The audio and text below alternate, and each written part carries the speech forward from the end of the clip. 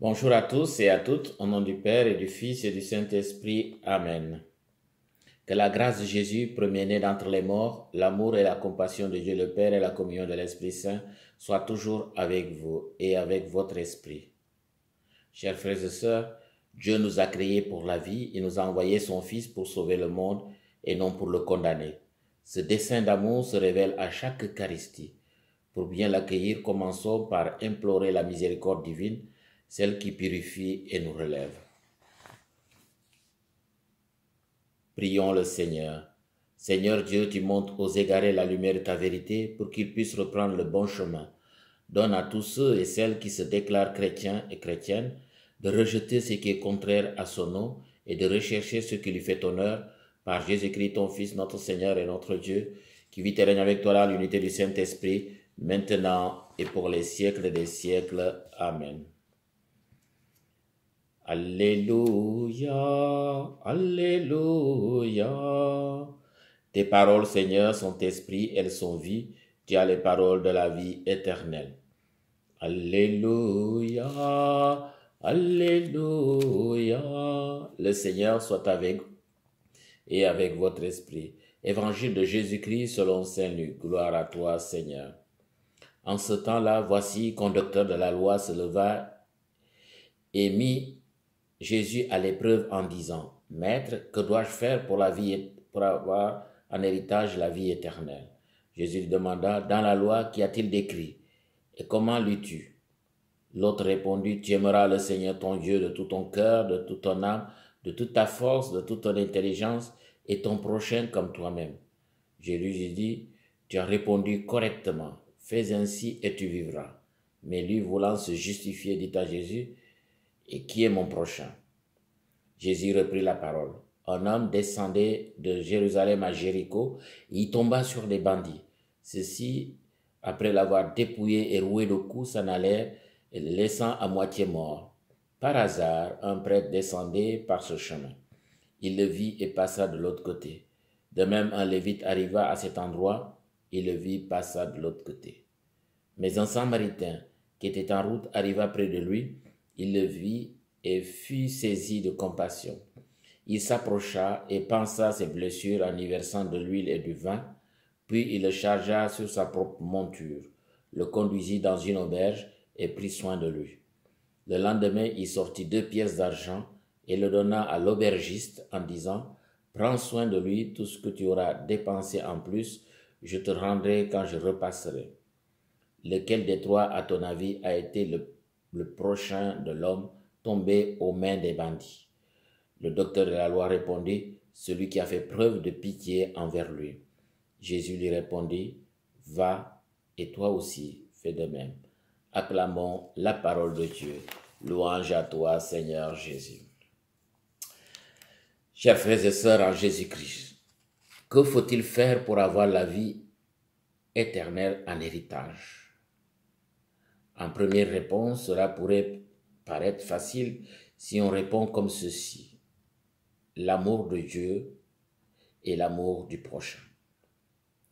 Aimer Dieu pour le croyant paraît plus facile que d'aimer son prochain, car c'est plus problématique à réaliser par les humains selon les circonstances de la vie, selon les appartenances, sa race, son pays, sa culture et sa région. Tous, nous reconnaissons que nous avons de la misère à être un bon samaritain, un vrai disciple. La question est vitale pour tout disciple, car comment savoir toujours qui est mon prochain? Chacun se doit de trouver la vraie réponse, comme ce docteur de la loi dans cette parabole. Une façon d'être et d'agir comme disciple du Christ peut nous éloigner ou nous rapprocher de la vie éternelle au terme de notre pèlerinage sur la terre. Pourquoi le fait d'être samaritain pose problème aux Juifs au point qu'il existe une animosité entre eux? N'est-ce pas parce que les Samaritains étaient considérés comme des collaborateurs des Babyloniens et autres colons des Juifs? Ne sont-ils pas considérés comme des gens stupides par les Juifs? Nous référons Sirachide 50, 26. Et qu'ils ont osé avoir leur propre sanctuaire en concurrence du temple de Jérusalem, Jean 4, verset 20, au mot Garizim. C'est à croire à une anomalie de leur existence au milieu du peuple de Dieu. Ils se haïssent mutuellement, mais il y a des bons et des mauvais de part et d'autre. Certains peuvent être des modèles à imiter, comme notre bon samaritain de cette parabole. Être comme lui, c'est s'assurer d'être sur le chemin qui mène vers la vie éternelle, plus que tout autre croyant qui ferait le contraire. En l'occurrence ici, les Lévites, les prêtres juifs, etc. Tous ceux qui sont passés sans pouvoir porter secours à ce malheureux. Alors, qui est vraiment notre prochain? C'est ça la question. Cela ne peut pas être un frère puisque ce dernier est un autre moi-même, alors que le prochain serait un autre que moi. Disons-le, certains juifs se moquaient de Jésus en disant « Nous savons que tu es un samaritain et un possédé ». Jean 8, verset 48. Pour accéder à la vie éternelle, il faut être un bon samaritain, c'est-à-dire quelqu'un qui pratique l'amour du prochain.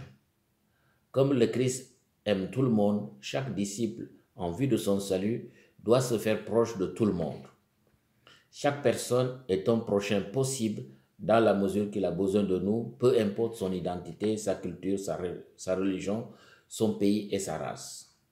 La pratique de l'amour du prochain ne devrait pas avoir des limites, mais malheureusement, ce n'est pas toujours le cas.